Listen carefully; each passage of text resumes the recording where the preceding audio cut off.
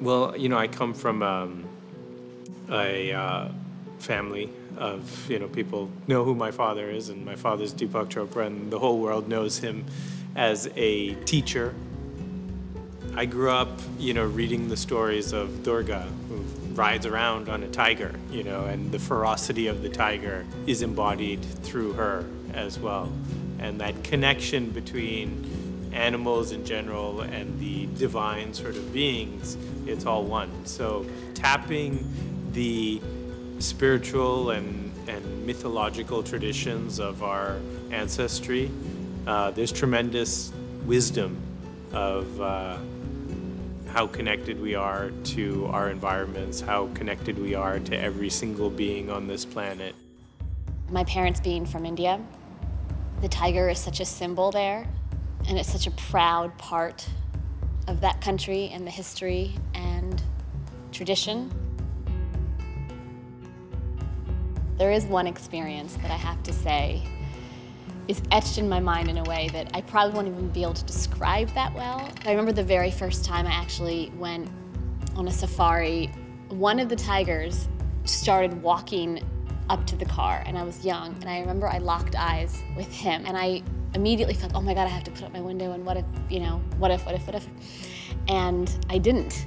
I don't know why, and I don't know how this is gonna sound, but I honestly felt like I had this moment with this tiger, and I looked him right in the eye, and I know he was looking right at me, and I had the most amazing feeling of peace and kind of this, we got each other.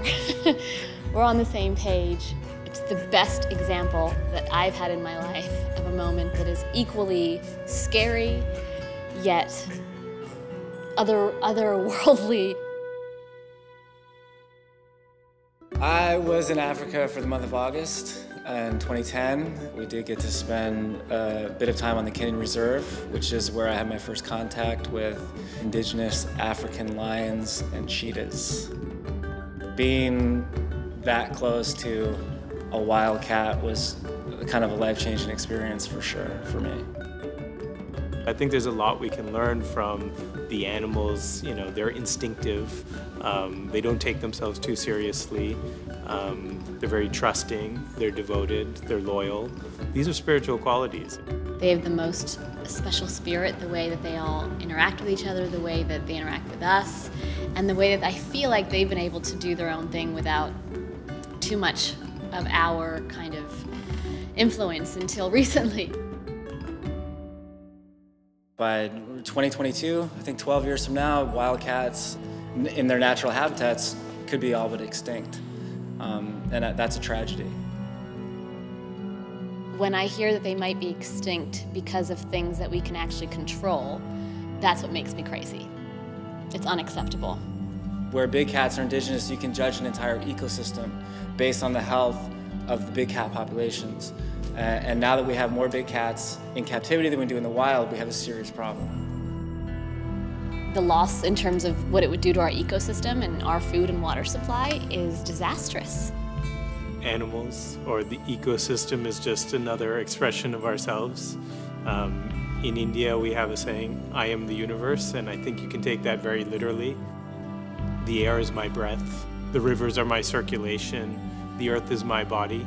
So the environment is just another expression of yourself.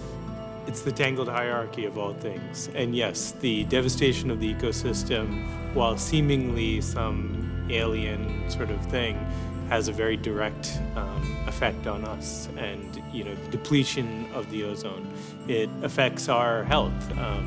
The depletion of the atmosphere, it makes us more exposed to the sun. Whether it's in the human world of revolutions, or if it's in the natural world of tsunamis, or it's what we're doing to our ecology. I'm a bit scared at times of the world that I'm going to pass on to my son. So I think I've started to try to be a lot more conscious about my own actions and about my own contributions. Mahatma Gandhi said, be the change you want to see in the world. If you are more conscious of yourself, your feelings, your emotions, your actions, you absolutely have a very tangible effect on the ecosystem around you. There's a long way to go. I mean, there's a tremendous way to go for people to realize just, how much the environment is connected to every action of theirs. I can't imagine a world where you're not going to see a wild animal again. That to me is like just the saddest state that humanity could reach. I think about all the fairy tales that we have with them in it, that we use to teach life lessons. The story of the lion and the bird, or the lion and the this, or the tiger and the that. I mean, there's so many of them. And to think that that might become mythology for them and not something that they would ever have in their life, and they're, what's a lion? I mean, like, how would you even answer that? And then to explain that we were the reason why they're no longer a part of the world is, I wouldn't know how to do that. It's overwhelming. I mean, as is any sort of statistics about what we are doing to ourselves by virtue of what we're doing to the environment. I think of like our narrative as being disrupted. Our story is being disrupted literally by the changes that we're causing in the planet. If we don't act soon, if we don't change our behavior rather dramatically, the narrative is going to get changed. We may not be here. We may not be here. I think everything's at stake. I think literally we are at a tipping point.